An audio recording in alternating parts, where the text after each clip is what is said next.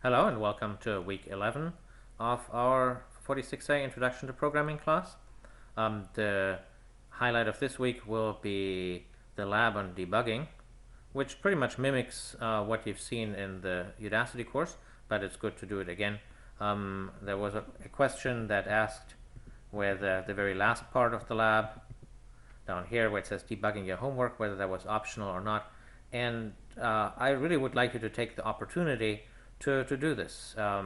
If you have something that's going wrong in your homework, go ahead and use the debugger on it so that you get some more practice in a context where you're really interested. The debugger is a tremendous tool for becoming more productive as a programmer. It is so much easier to run through a program, run it through its paces, find out what it actually does as opposed to what you think it's doing. And if you've ever found yourself putting in print statements into code, you will find that using the debugger is a lot better. On the other hand, like every tool, it is an initial learning curve, so you see strange screens and have strange buttons and everything, and so you just have to get over the hump, learn this tool, and once you learn it, then you will never want to be without it. When I was a junior programmer many years ago, I was working for a company where my boss said, "Oh, smart people, they don't need a debugger. They can just figure out where their programs go wrong by the sheer force of logic." And I actually, at the time we had to pay for software, there wasn't such a thing as open source. I paid $150 of my very own money to get a debugger rather than trying to figure stuff out through the sheer force of logic that I guess I was never very good at. So learn the debugger. It is useful, it is important, and it is also something that's being checked in the exam. So there will be an exam on Saturday. Note it's in a different room, somewhere in the science building. I've never seen it before. And so be there a few minutes early to make sure that you find it. And do the practice exam. So in the practice exam here, this is just an exam from previous year. And there is a question on the debugger where I'm giving you some horrible convoluted code that you should not even begin to try to understand. I took like the meanest code that I could find somewhere to make sure that no one can actually read it and try to figure out what it means without running the debugger.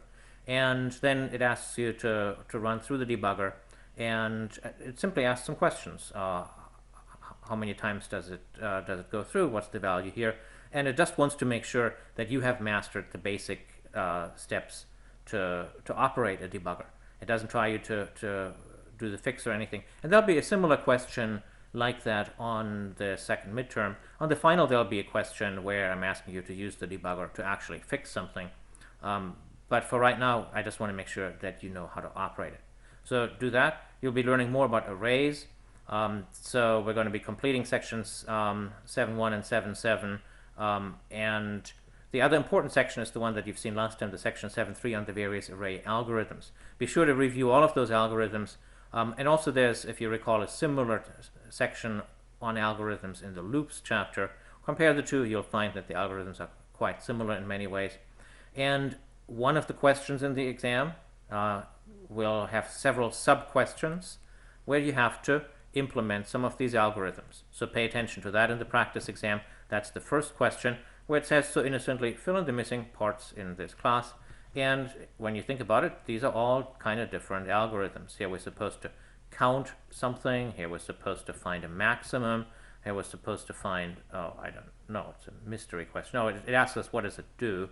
And you're supposed to fill in the Java doc. When you're familiar with all of these various algorithms, you're going to have a look at this and you say, well, this obviously does. Well, I'll leave that for you to figure it out. So those are the two important things to practice, the various algorithms and the debugger. Do that and you'll do well on the midterm. There'll be homeworks as always, and I can promise to you that it will be profitable for you if you do the homeworks before the exam rather than waiting until Sunday, because at least a couple of the exam questions will be closely related to those homeworks. And so by just doing the homeworks early, you're going to get two benefits for the price of one effort. All right, so I'll be seeing you all on Saturday in Science 164 at 2:15 p.m. and I wish you all the best for the exam.